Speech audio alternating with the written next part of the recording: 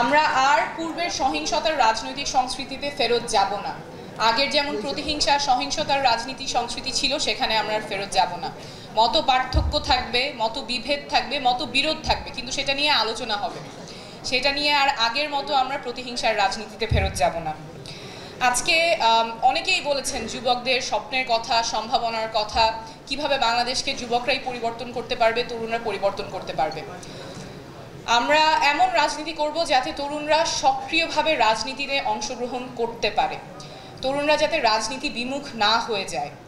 আমরা জুলাই পদযাত্রায় দেশের প্রায় প্রত্যেকটা জেলায় দেখে এসেছি তরুণদের মধ্যে যে জোয়ার এসেছে। প্রত্যেকটা জায়গায় তারা আমাদের কাছে এসেছেন, স্বপ্নের কথা বলেছেন, সম্ভাবনার কথা বলেছেন, রাজনীতি নিয়ে সম্ভাবনার কথা বলেছেন, দেশ নিয়ে স্বপ্নের কথা বলেছেন। একটা প্রজন্মগত রূপান্তর কিন্তু ঘটে গেছে। এই যে রাজনৈতিক সচেতনতা তৈরি হয়েছে, এটা আমাদের লালন করতে হবে, সাস্টেইন করতে হবে, আরও এনহ্যান্স করতে হবে। এবং এখানে আমি আশা করব আজকে যারা যুব সংগঠন আছেন, যুবশক্তি আছেন এবং রাজনৈতিক দল আছেন, তারা এই স্বপ্নটাকে লালন করতে সাহায্য করবেন, সহযোগিতা করবেন।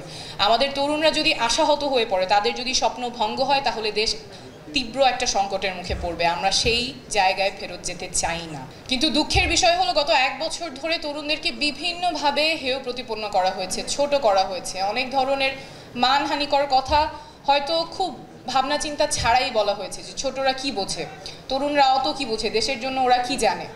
কিন্তু আন্দোলনের নেতৃত্ব তরুণরাই সামনে থেকে দিয়েছে। তাই এরকম কথা যেগুলো হয়তো আমরা অনেক চিন্তা করে না বলা হয় না, কিন্তু এটার একটা ইম্প্যাক্ট আছে। তরুণদেরকে ছোট করে দেখা, হেয় করে দেখা, এই সংস্কৃতি থেকে আমাদের বের হয়ে আসতে হবে। কারণ তরুণরা আমাদের শক্তি, আমাদের স্বপ্ন তরুণরাই সামনে নিয়ে যাবে।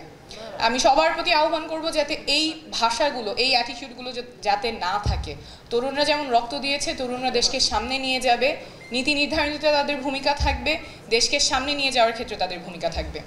আমাদের এমন রাজনীতি করতে হবে যাতে নারীরা সক্রিয় অংশগ্রহণ করতে পারে। আমাদের অভ্যুত্থানের একদম সামনে থেকে নারীরা নেতৃত্ব দিয়েছেন, কিন্তু গত 1 বছরে আমরা এটাও দেখেছি, এমন কোনো নারী রাজনীতিবিদ নাই যাদেরকে সাইবার বুলিং করা হয় নাই। এমন কোনো কটু কথা, propaganda, deepfake photo, deepfake video তৈরি করা হয় নাই যাতে তাদেরকে হেয় প্রতিপন্ন করা যায়। এটার মানে কোনো ইয়ত্তা নাই যেভাবে নারী রাজনীতিবিদদেরকে হেয় প্রতিপন্ন করা হয়েছে। এই সংস্কৃতি আমাদের ঠেকাতে হবে এবং এখানেও তরুণরা সম্মুখ সারিতে ভূমিকা রাখবেন বলে আমি আশা করি। আমরা পিছু হটব না। যেই রাজনীতিবিদদেরকে কটূক্তি করা হয়েছে, সমালোচনা করা হয়েছে এবং সাইবার বুলি করা হয়েছে, ওনারা কিন্তু মাঠ ছাড়েননি, ওনারা আছেন এবং আমরা থাকবো।